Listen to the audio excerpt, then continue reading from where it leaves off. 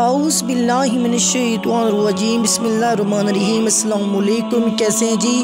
امید کرتی ہوں خیریت سے ہوں گے۔ آج کی ویڈیو شروع کرنے سے پہلے جنہوں نے ابھی تک میرے چینل کو سبسکرائب نہیں کیا، سبسکرائب کریں، لائک کریں اور کامنٹ میں بتائیں کہ آپ کو یہ ویڈیو کیسی لگی ہے۔ تاریخ میں ایسی گنہگار عورتیں گزری ہیں جن کے بارے میں اللہ تعالیٰ نے اپنی کتاب میں بھی ذکر کیا ہے۔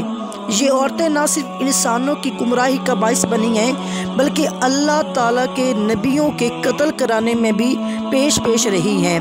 سب سے پہلے حضرت لوط علیہ السلام کی بیوی اردن اور اسرائیلی سرحدوں پر جہاں آج ڈیڈ سی نمکین پانی کی جھیل موجود ہے، نمک سے بھری اس جھیل میں آج زندگی کا کوئی نام و نشان نہیں ہے۔ تاہم آج سے ہزاروں سال پہلے یہ انتہائی زرخیز علاقہ تھا جہاں ایک شہر آباد تھا۔ یہی وہ قوم تھی جس پر اللہ تعالیٰ نے حضرت لوط علیہ السلام کو نبی بنا کر بھیجا تھا۔ اس قوم کا گناہ بہت ہی بڑا تھا، ایسا گناہ اس سے پہلی قوموں میں سے کسی نے نہیں کیا۔ اس قوم کے مرد مردوں کے ساتھ اور عورتیں عورتوں کے ساتھ بدکاری کرتی تھیں۔ حضرت لوط علیہ السلام کی بیوی جس کا نام وائلہ تھا، وہ بظاہر تو حضرت لوط علیہ السلام کی بیوی تھی لیکن وہ اندر سے کافر تھی۔ وہ اپنی قوم کا ساتھ دیتی تھی۔ اس بیوی کے لیے اور کیا بد نصیبی ہو سکتی ہے کہ یہ عورت ساری زندگی ایک نبی کے ساتھ رہتے ہوئے بھی اللہ تعالیٰ کے حکم کی نافرمان رہی۔ جب حضرت لوط علیہ السلام کی قوم نے آپ کی باتوں کو ماننے سے انکار کر دیا تو اللہ تعالیٰ کے فرشتے نوجوانوں کی صورتوں میں اس بستی پر ظاہر ہوئے جو حضرت لوط علیہ السلام آپ کے گھر میں قیام پذیر ہوئے۔ حضرت لوط علیہ السلام کی بیوی جو اپنی قوم سدوم کے ساتھ ملی ہوئی تھی، اس نے جا کر اپنی قوم کے لوگوں کو ان نوجوانوں کے بارے میں خبر دی۔ ان لوگوں نے حضرت لوط علیہ السلام کے گھر کو چاروں طرف سے گھیر لیا۔ اس پر فرشتوں نے حضرت لوط علیہ السلام کو اس قوم پر عذاب لانے کی خبر سے آگاہ کیا اور آپ کو حکم دیا کہ آپ اپنے گھر والوں کو لے کر یہاں سے نکل جائیں۔ حضرت لوط علیہ السلام ابھی راستے میں تھے کہ ان لوگوں پر اللہ کی طرف سے پتھروں کی بارش ہو گئی۔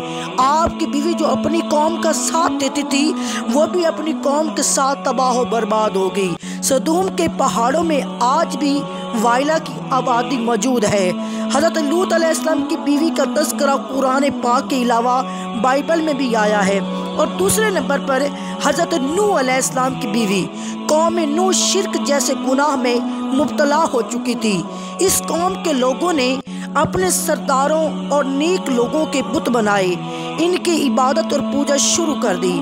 اللہ تعالیٰ نے حضرت نوح علیہ السلام کو اس قوم پر مبعوث فرمایا۔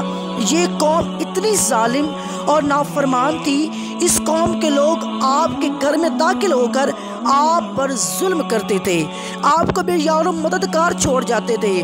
حضرت نوح علیہ السلام کو مجلسوں سے نکال دیا جاتا تھا۔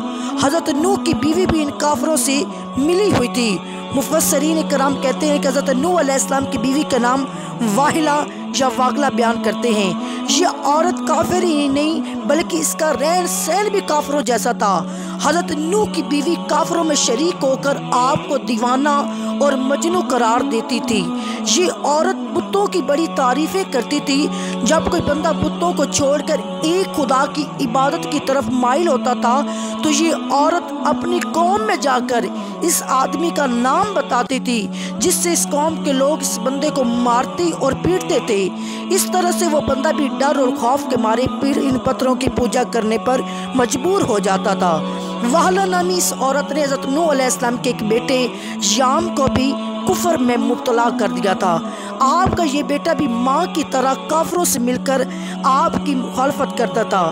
اللہ تعالیٰ نے اس عورت کی بدبختی قرآن میں بیان کی ہے۔ اس کی تفسیریں احوال بائبل میں بھی موجود ہیں۔ جب اللہ تعالیٰ نے حضرت نوح علیہ السلام کی قوم پر سیلاب کا عذاب نازل کیا تو آپ کی بیوی اور نافرمان بیٹا اپنی قوم کے ساتھ برباد ہو گئے۔ وہ عورت ہے جس کا نام کئی صدیوں سے بے وفائی اور دغا بازی میں بہت مشہور ہوا۔ دلائلہ کا ذکر قرآن پاک اور بائبل میں پڑھنے کو ملتا ہے۔ واقعہ کچھ یوں حضرت موسیٰ علیہ السلام کی وفات کے بعد بنی اسرائیل کی قوم अमालिका की महकूम बन गई। तो अल्लाह ताला ने इस कौम में बहुत ही ताकतवर लड़के को पैदा किया जिसका नाम सैमसन था। सैमसन इस कदर ताकतवर था कि अकेला ही कई हजार बंदों का मुकाबला कर लेता था। कौम बनी इसराइल ने इस बंदे की सलाहियत और बहादुरी देखते हुए सैमसन को अपने काजी के ओहदे पर फाइज कर दिया और इसकी ताकत के जरिए कौम अमालिका पर फतह हासिल करने की कोशिश में लग गई। और दूसरी तरफ कौम अमालिका सैमसन की ताकत पर काबू न पा सकी। उन्होंने अपनी कौम की एक लड़की जिसका नाम दलाइला था, ये वो बदबख्त और तीसरी औरत है, उसको सैमसन की बहादुरी और इसकी सलाहियतों के राज दरियाफ्त करने के लिए सैमसन के पास भेजा था। सैमसन इस लड़की को देखकर पागल हो गया, वो इसकी मोहब्बत में दीवाना हो गया। इसने इस लड़की को अपनी सलाहियत के सब राज बता दिए। सैमसन ने कहा इसकी ताकत के राज इसके लंबे बाल हैं। एक दिन मौका पाते ही दलाइला ने सैमसन के बाल काट दिए। इस रात कौम अमालिका ने भी सैमसन पर हमला करके इसको गिरफ्तार कर लिया। जब एक दिन कौम अमालिका सैमसन को गिरफ्तार करके जश्न मना रही थी तो सैमसन ने अल्लाह ताला से दुआ की, ऐ अल्लाह मुझे माफ़ कर दे।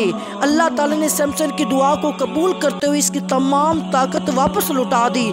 जिस सतून के साथ सैमसन को बांध दिया गया था, इस सतून को अपनी ताकत से खींचा तो सारे का सारा महल ज़मीन पर गिर गया, जिसके नतीजे में दलाइला और कौमी अमालिका के बेशुमार लोग मौत के घाट उतर गए। और चौथे नंबर पर जेज़ाबेल लेबनान के बादशाह की बुत परस्त बेटी थी, जिसकी शादी कौम बनी इसराइल के बादशाह ओखियब से हुई। जेज़ाबेल ने न सिर्फ ओखियब को बुत की पूजा पर लगाया बल्कि तमाम रियासत में एक खुदा के मानने की बजाय बेशुमार बुत बना दिए गए ताकि लोग इन बुतों की पूजा करते हुए गुमराही से बाहर ही न निकलें। एक दिन कौम के नेक बंदे जेज़ाबेल और इसके शोर को कहा कि तुम सब लोग बुत की पूजा करने की बजाय एक खुदा की इबादत किया करो, इसी में तुम्हारी बुलाई है। इस जालिम औरत ने नेज़े का इतना शदीद वार किया जिसकी वजह से बूढ़ा आदमी शहीद हो गया।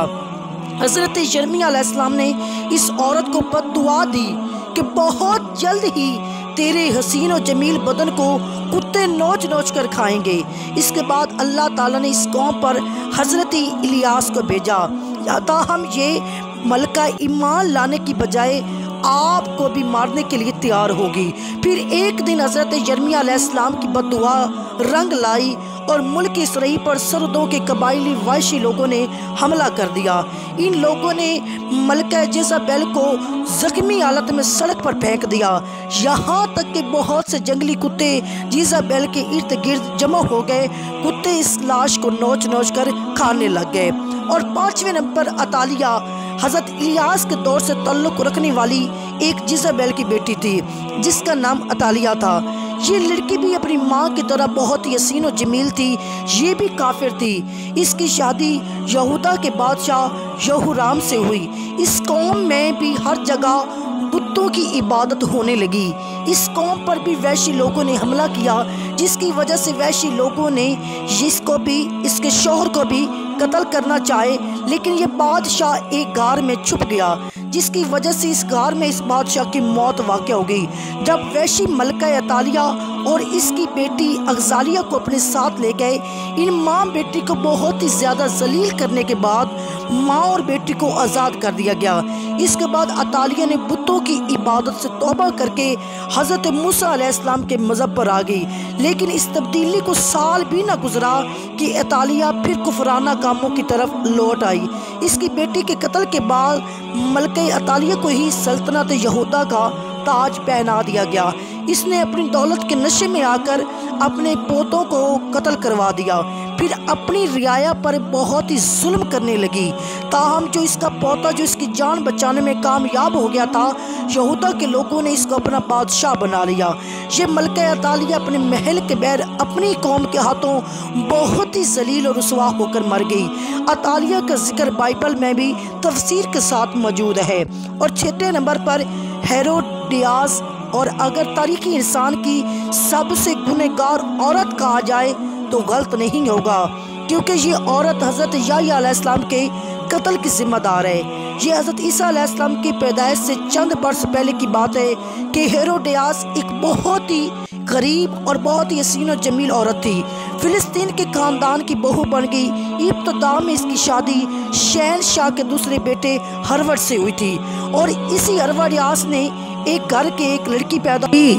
جب وراثت کی تقسیم کی باری آئی تو سب سے زیادہ جب اس نے دیکھا کہ طاقت اور دولت فلپ کے بھائی اینٹی باس کے حصے میں آئی ہے تو اس نے بھی اپنے شوہر کو چھوڑ کر اینٹی باس سے ہی شادی کر لی۔ ان دنوں اللہ تعالیٰ کے نبی حضرت یحییٰ علیہ السلام جنہیں اہل کتاب یوحنا کے نام سے پکارتے ہیں لوگوں کو درس و تدریس دینے لگے۔ ہیروڈیاس کو جب آپ کے دینی باتیں پسند نہ تھیں جس کی وجہ سے اس نے حضرت یحییٰ علیہ السلام کو گرفتار کروا دیا۔ ہیروڈیاس نے کافی بار کوشش کی کہ وہ اپنے شوہر اینٹی باس سے آپ کے قتل کے احکامات جاری کروا دے، تاہم اینٹی باس ایسا نہ کر سکا۔ ہیروڈیاس کی بیٹی سلومی اب جوان ہو چکی تھی۔ جب اس نے حضرت یحییٰ علیہ السلام کی معصومیت اور نور کو دیکھا تو وہ آپ پر فدا ہو گئی۔ اس نے آپ کو گناہ کی دعوت دی لیکن آپ نے اس کی طرف آنکھ اٹھا کر بھی نہ دیکھا۔ اب یہ دونوں ماں اور بیٹی یحییٰ علیہ السلام کے خلاف ہو گئی۔ ایک دن بادشاہ اینٹی باس کے سامنے سلومی نے بہت ہی بےہودہ ڈانس کیا۔ رقص کرتے ہوئے اس نے اپنے جسم کے سارے کپڑے اتار ڈالے۔ اس رقص میں بادشاہ نے بہت ہی دلچسپی لی۔ اس کو سلومی کا یہ رقص بہت ہی پسند آیا۔ اس نے سلومی سے کہا تم کیا مانگنا چاہتی ہو، میں تم کو حاضر کر دیتا ہوں۔ اس عورت نے جواب دیا میں چاہتی ہوں کہ تم حضرت یحییٰ علیہ السلام کو قتل کر دو۔ بادشاہ جو کہ بھرے ہوئے محل میں سلومی سے عہد کر چکا تھا اس نے یحییٰ علیہ السلام کو شہید کر دیا تھا۔ اسی طرح سلومی اور اس کی ماں اس گناہ میں بھی شامل ہو گئی تھی۔ اور 7ویں نمبر پر جمیل ابو لہب کی بیوی تھی جس کا اصل نام عروہ بنت حرب ہے۔ اس کی آنکھوں کا بینگا پن نمایاں تھا جس کی وجہ سے لوگ اسے کانی بھی کہا کرتے تھے۔ قرآن پاک میں اللہ تعالیٰ نے ابو لہب اور اس کی بیوی کو انتہائی سخت الفاظ میں کہا ہے۔ اس کی وجہ ابو لہب اور اس کی بیوی کا نبی کریم کے ساتھ مشرکانہ رویہ تھا۔ یہ دونوں میاں اور بیوی آپ کو تکلیف اور اذیت پہنچانے کا کوئی بھی موقع ہاتھ سے جانے نہیں دیتے تھے۔ روایت کے مطابق جمیل نبی کریم کی راہ میں کانٹے بچھایا کرتی تھی۔ جب سورۃ لہب نازل ہوئی تو ابو لہب کی بیوی غصے سے بے قابو ہوئی اور بہت ہی بڑا پتھر اٹھا کر مکہ میں آپ کی تلاش میں نکل پڑی۔ یہ کعبہ میں ابو بکر صدیق کے سامنے آئی، اس حالت میں آئی کہ اس کے منہ سے جاگ نکل رہی تھی۔ یہ نبی کریم کے خلاف انتہائی نازیبا الفاظ بھی پڑھ رہی تھی، حالانکہ آپ اس وقت حضرت ابو بکر کے ساتھ موجود تھے، لیکن اللہ تعالیٰ کی رحمت اور کرم سے جمیل کو آپ کو نہ دیکھ سکیں۔ وہ وہاں سے گھر کی طرف روانہ ہوگی۔ بے شک جمیل تاریخ کی بدبخت ترین عورتوں میں شامل ہے کیونکہ اس نے نبی آخر الزمان سرور کائنات وجہ تخلیق کائنات حضرت محمد مصطفیٰ کو بے شمار تکلیفیں دی ہیں۔ زمانے کے اندر بہت ہی بدبخت لوگ آئے ہیں لیکن تاریخ ان 7 عورتوں کو ہمیشہ یاد رکھے گی جو اتنی بدبخت تھی جنہوں نے نبیوں کو قتل تک کروایا۔